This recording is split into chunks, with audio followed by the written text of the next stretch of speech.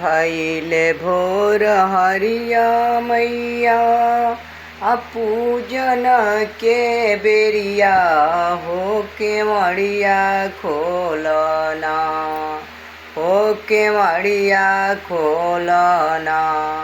सेवा खाइले रौरा दुआरिया हो के मड़िया खोलना।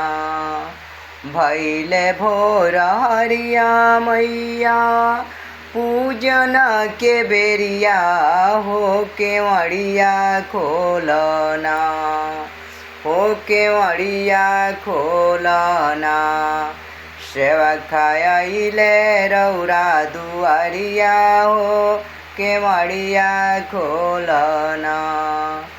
मालिनी बिटी वाले के आइली अड़उल फुलवा हो के मड़िया खोलना।